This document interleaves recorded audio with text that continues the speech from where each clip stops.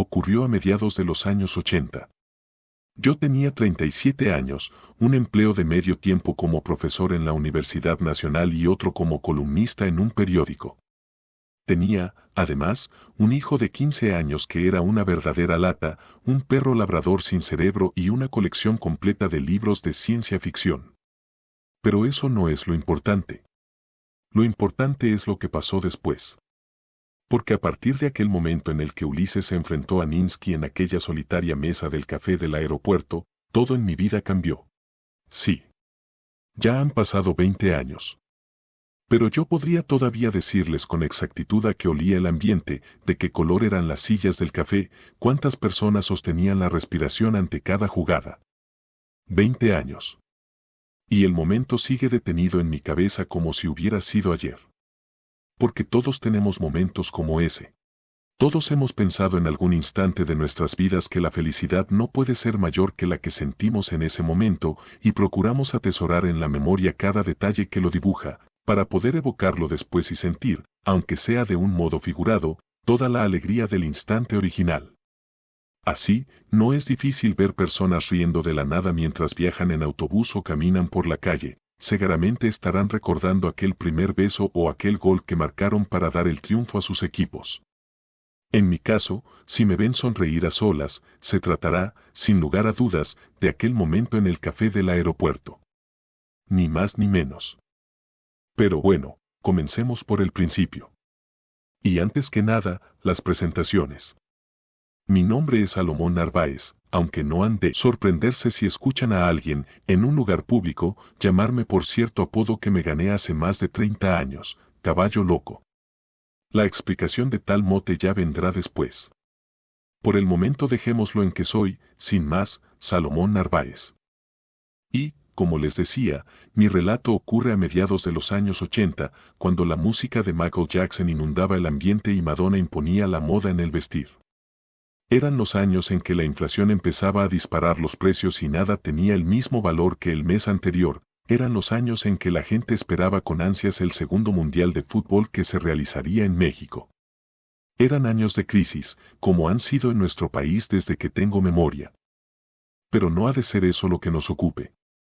Ni tampoco mi perro labrador que, dicho sea de paso, era incapaz de distinguir entre un espejo y un cristal, pasaba horas ladrándose a sí mismo, ni entre un tercer piso y una planta baja, terminó sus días brincando por una ventana en pos de una pelota que jamás alcanzó.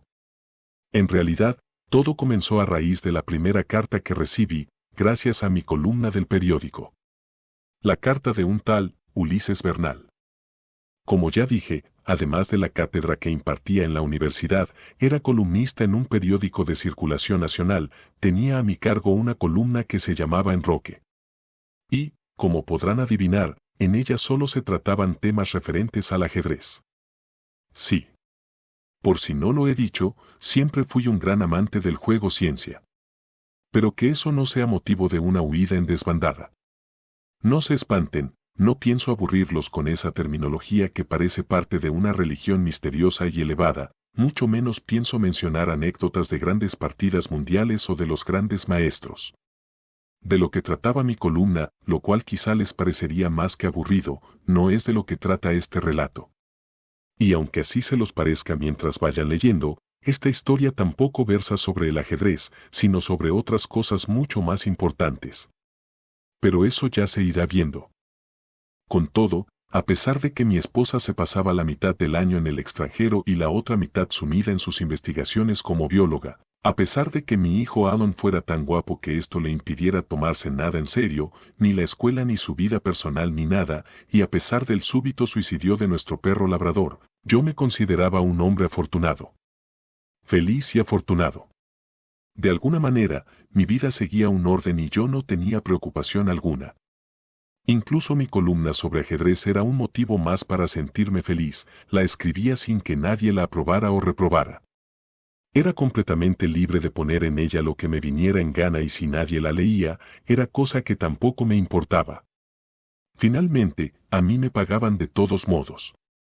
Al final de mi columna siempre analizaba una partida.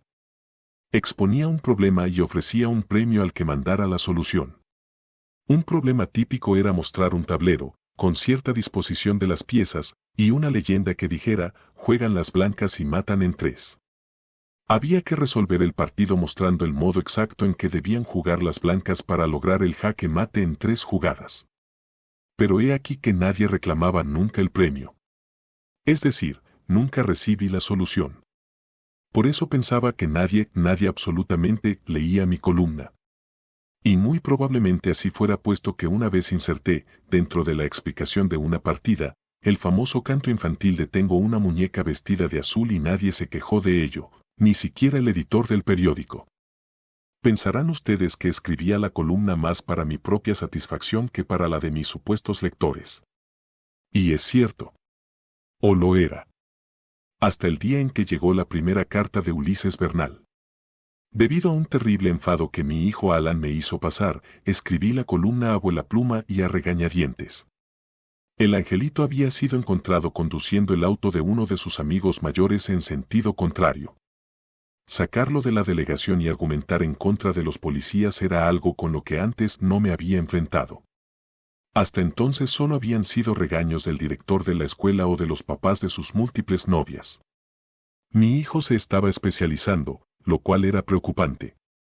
Y aunque me juró 1000 veces que ya me devolvería el favor cuando pudiera, pagar varios miles para que lo liberaran me hizo pasar un coraje marca diablo. Y, por eso, entregué mal la columna.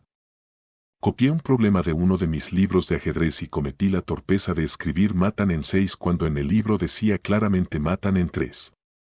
Entonces me enteré de que la columna sí era leída. Recibí, a la semana, 3 cartas. 2 eran de conocidos míos de los viejos tiempos en que yo aún competía. Resolvían el problema impecablemente, me mandaban saludar y decían que me podía quedar con el regalo. El premio solía ser un ajedrez magnético que no valía ni la pena irlo a recoger. La tercera carta fue la que me cambió la vida. Firmaba Ulises Bernal García. Y decía, con una letra bastante descuidada, "Está mal. Matan en 2". Luego, seguía el orden de la partida, con la misma letra de rasgos poco comprensibles. C por D7, E4, E2 mate. Ni siquiera había utilizado pluma, había escrito con un lápiz de punta Roma. Tampoco era una hoja blanca tamaño carta, era una hoja de cuaderno de cuadro chico, arrancada del espiral. Recuerdo que estaba mirando a través de la misma ventana en la que nuestro labrador había sido visto por última vez cuando recibí la tercera carta. No le quise dar mucha importancia al asunto. Pensé que el pobre lector se habría equivocado. Pero algo en mi interior me decía que, al menos, debía corroborarlo. Así que fui a mi biblioteca, busqué el libro del problema y lo abrí sobre mi escritorio. Aún recuerdo el flujo de electricidad que me recorrió la espina. Era cierto. El problema tenía 2 soluciones. Y de ambas, la más eficiente, la mejor, la que se nos había escapado a todos, incluso al autor del libro, era la que proponía Ulises Bernal.